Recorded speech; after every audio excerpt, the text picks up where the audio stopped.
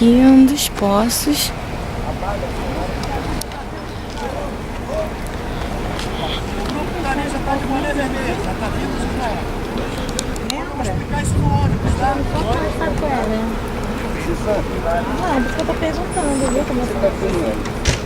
Um dos poços. Eu vou mostrar, chegar mais pertinho pra vocês verem um pouquinho a profundidade. Talvez ele já não seja mais tão profundo como era, né? Mas olha o tamanho dele, uma pessoa ali, e você vê o tamanho do poço. Provavelmente, muito provavelmente, que eles encontraram aqui. Eram 12 poços, segundo a Bíblia, mas hoje só há 7 poços. Vamos chegar ali perto do pastor Jorge para que ele possa nos explicar um pouco do que é isso aqui, o que isso representa na Bíblia, para que a gente possa aprender um pouquinho, tendo a impressão no local, in loco, como se diz, né? No local onde a história aconteceu. Pastor Jorge Videira, fala um pouquinho para nós, um pouquinho do que é esse lugar, qual a importância dele, qual a importância de estar aqui,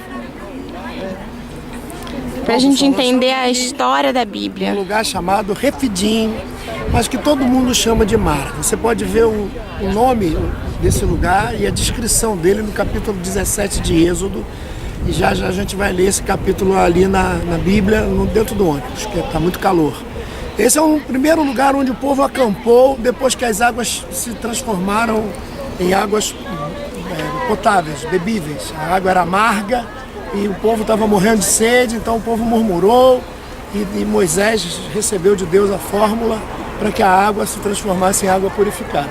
Essas são as palmeiras, que na realidade são tamareiras, são tâmaras. Estão muito ressequidas. Hoje não é a época da tamareira. E aqui nós temos alguns poços que ainda sobreviveram desde a época. E vocês podem ver como eram então os poços daquela época. Eram 12 poços, de acordo com a Bíblia, e agora só tem 7 poços que ainda sobrevivem aqui. Nós vamos seguir esse mar e daqui a pouquinho nós vamos lá pertinho dele, poder molhar o pé nessa água bem limpinha, bem gostosa, que é o Mar Vermelho. Então o povo passou, deve ter sido bem mais lá atrás, porque aqui o povo já estava acampando. Então se o povo acampou aqui, a travessia foi bem mais lá depois. Então esse é um lugar de suma importância para a história bíblica, para a história de Israel e para a história de outros povos, como o povo muçulmano, que tem Moisés também como um grande profeta. Pastor, sobre os poços, eles eram mais profundos? Eram mais profundos, tudo indica que eles eram mais profundos e o tempo foi cobrindo. Hoje não tem mais água, só poucos poços aqui ainda possuem água. A maioria já está seco depois desses centenas e centenas de séculos. Mas a gente ainda consegue ver nesse verão enorme, sem ter chovido, temos ali alguns poços que ainda estão com água. Só que como é uma região muito próxima do mar, o mar está bem ali, a água é saloba, salgada. Não tinha condição de ser bebida. E foi um milagre de Deus transformar esses poços em água potável.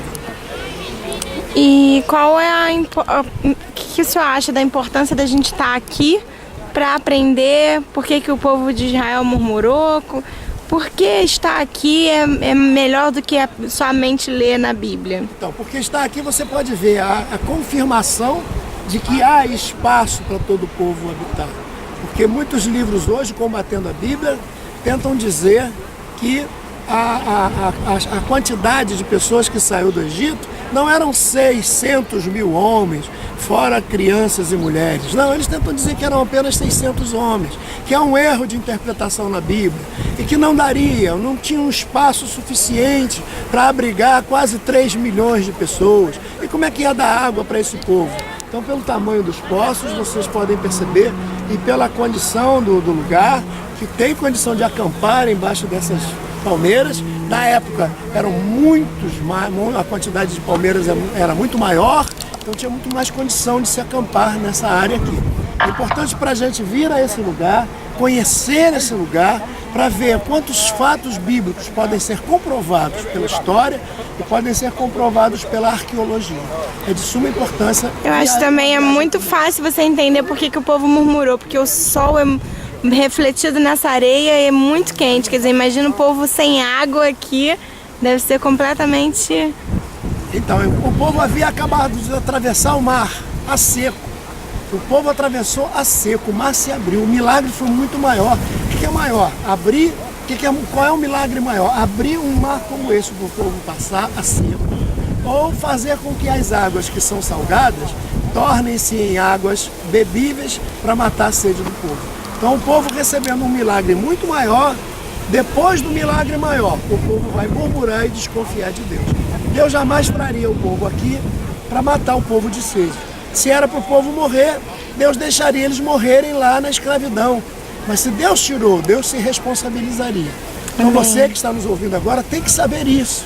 Que Deus Amém. vai tirar você da escravidão para se responsabilizar pela sua vida. Basta Amém. você crer. E a murmuração é a pior coisa que faz Deus ficar muito triste com você quando você murmura. Desconfia Não de murmure. Deus, Se as águas estão amargas, crê que Deus vai dar a solução. Aleluia. Se o ambiente está seco, se você está passando necessidades das mais violentas, saiba que tem um Deus acima de todas as coisas que pode nos dar a água da vida, que é o símbolo Aleluia. do Senhor Jesus Cristo. Amém. Obrigada, pastor.